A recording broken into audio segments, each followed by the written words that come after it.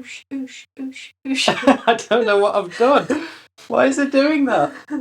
So you've just picked up your brand new Lumix S5ii and you're excited to go and get to use it and make some great looking videos. And you've heard people talking about using Vlog to get the best possible picture and most dynamic range from the camera. But how do you actually use it? Filming in a log profile can be quite daunting, especially if you've never done it before, because when you first go to look at the footage you've recorded, it looks very grey and flat because there's no contrast or saturation in it at all. So how do you go from taking an image that looks like this to an image that looks like this? I'm going to show you the whole process in this video. I do just very quickly want to say though that this is the way I do it. It's not necessarily the way that other people do it. Everyone has their own workflows that works for them when they are working with log footage. This is just the way that works for me making my YouTube videos, but hopefully, even if you don't use this exact same way as me and you develop your own workflow, hopefully you will take something from this video that will help give you some ideas that you can put into your own workflow. So let's just jump straight into learning how to expose Vlog on your Lumix S5ii, and then later on we will jump onto the computer and learn how we can color correct the footage as well. But this is the same no matter what camera you are shooting on, whether it's the S5ii, the original Lumix S5, the S1H, and it's pretty similar if you're using a different camera make as well, whether you're shooting S-Log on the Sonys or C-Log on the Canons. Shooting in log works fairly similarly on all cameras. So the first thing you want to do when you're shooting in log is to get your camera settings set up the exact way you want them, and that is before doing anything else, whether that's bringing in lights or even framing your shot at all. The first thing you want to do is get your settings set up, and for me, I shoot most of my footage at 25 frames a second unless I'm doing slow motion with a shutter angle of 180 degrees, or if you're using a shutter speed, that is a shutter speed of double your frame rate, so that would be 50.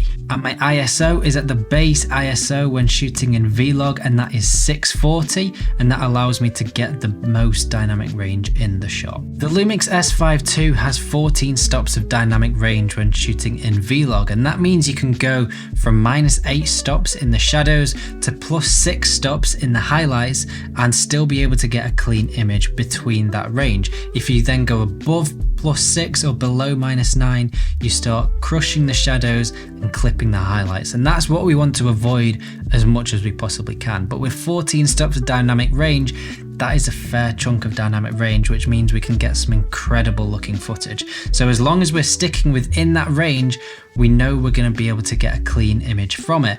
Ideally, we do want to be more on the overexposed side than the underexposed side, because it is easier to drop your shadows than lift your shadows. When you start lifting the shadows, that is when you start to get a lot of grain and noise introduced into your image.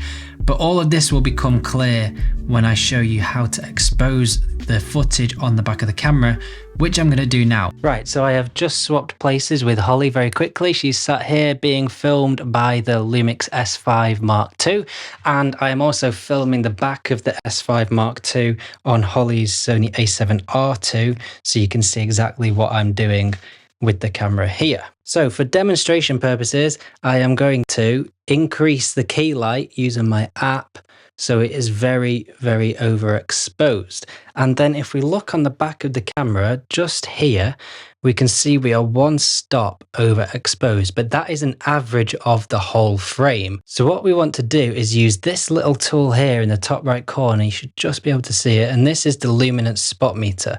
And what this allows us to do is get a different exposure reading for tiny little parts of the frame. So over here, where it is at the moment, you can see that that corner of the frame is 1.6 stops overexposed. If we then go down to this part here in the bottom left corner, you can see we are 5 stops underexposed. So there is a big difference there, but we are still well within the -8 stops for the shadows and +6 for the highlights. So it is still well within the range of Vlog. However, if we then move this over to Holly's face, and the light is coming from this direction to Holly's right, and you can see her skin tones are 2.9 stops overexposed. Now the only part of the image that we want to be exposed correctly in this frame is Holly's face. So what I'm going to do is I have my camera settings set up exactly how I want. ISO 640, a shutter angle of 180 degrees, and an aperture of f1.8. So I'm going to reduce, using the app, the brightness of the key light to around about here. Let's have a look at where we are. We're at plus 0.7 on Holly's face. I'm just going to go slightly brighter.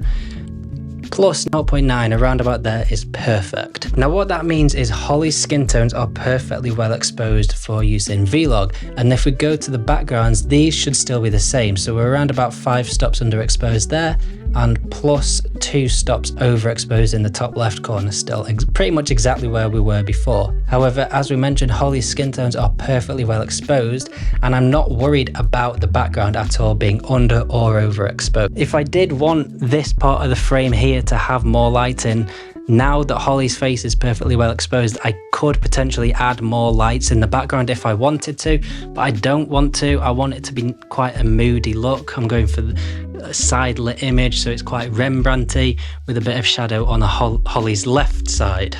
But again, as long as the shadows aren't below -8 stops, we're nowhere near that there, and we're nowhere near +6 stops there. We know we are well within the range of Vlog's 14 stops of dynamic range. So once you have all of your footage filmed in Vlog, like we just mentioned, and you know you've exposed it perfectly well for the shots you are trying to achieve, it is time to jump into your editing software and color correct it. And as you can see, I have here already imported that clip of Holly. My editing software of choice, by the way, is Final Cut Pro. But what I will always do is I will always make my color corrections to a base correction instead of making them to the actual clip, because then if you wanted to change something or you didn't go quite right, get rid of the base correction and make changes that way. It just makes it a lot easier, and it's easy to keep it separate. And then what I use is I downloaded a plugin from Motion VFX, and there's 2 different ones that I use. First one is MLUT.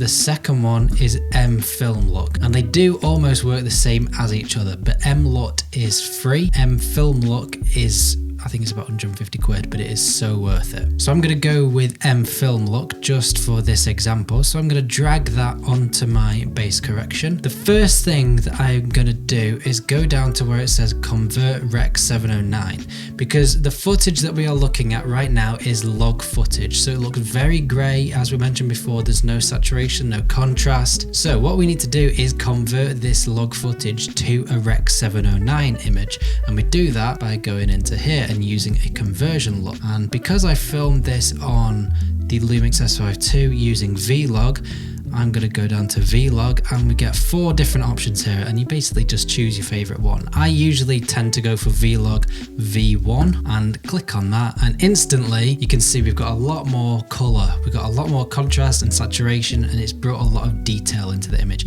And you could quite easily leave it like that, and you can do that because you know when you are filming the footage, you know you've exposed it correctly. And if you expose it correctly, this is going to do a pretty good job straight away. I'm just going to isolate Holly's skin tones as well, just by cropping in. So I'm going to crop to the left side of the face where the light was hitting her. They're probably a little bit towards the warmer side. So what we might want to do is just ever so slightly pull those midtones towards the blues. So if we turn off that color wheel, you can see it's very subtle, but it's just bringing a few of those cooler tones back into the image. And we want the skin tones to sit around about, I usually go for around about 60 to 70 IRE, and the IRE is this number down the side of the graph. This waveform is effectively showing you the image, so you can see where things are in the image by looking at the waveform. So this middle part here is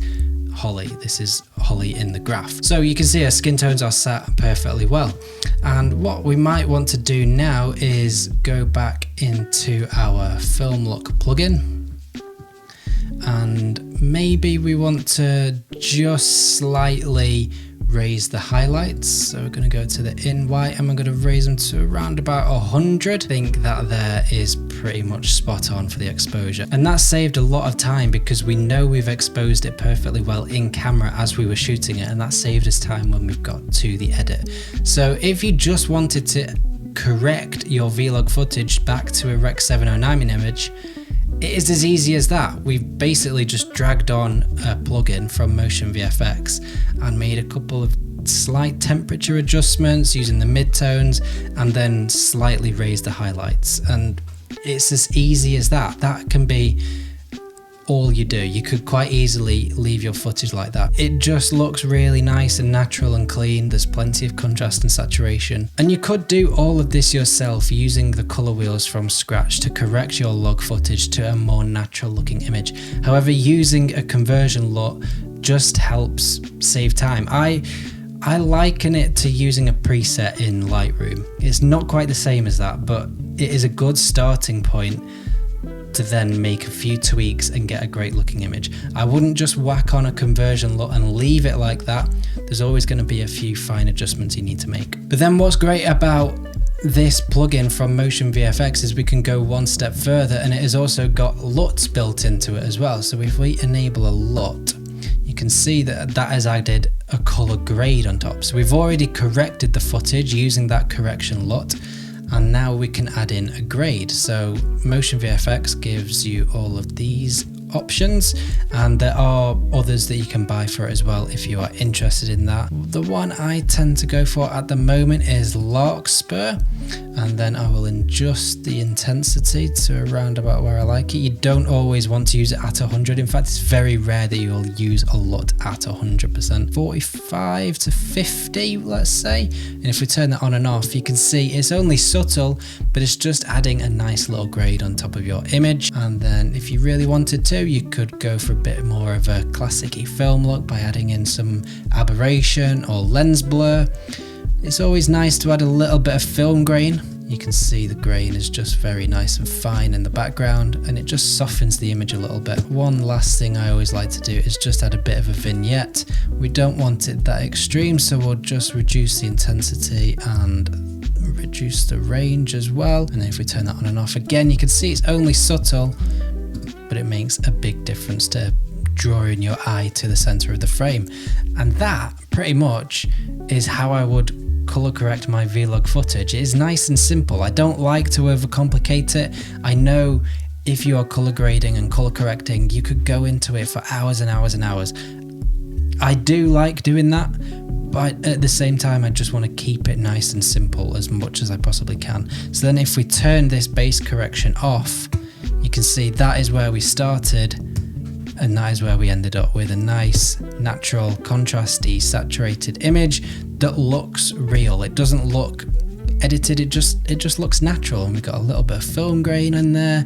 It just looks really good. Vlog is great. It's probably my favorite video profile to work with over S-Log and C-Log. I really enjoy using Vlog. There's just something about the colors that to me look more pleasing. I'm a huge fan of it. So yeah, hopefully that has helped you out and given you a few ideas for working with Vlog. There are loads and loads of Vlog correction LUTs out there. This is just the one I use from Motion VFX. I will drop a link to it down below if you want to go and check it out. And yeah, let me know your workflow. Come and say hello in the comments. Do you use Vlog? Maybe you're thinking of getting into using a Lumix camera since the S5ii has come out and you're looking to switch from Sony or Canon, because a lot of people are. Yeah, that's it. I'll see you in the next video.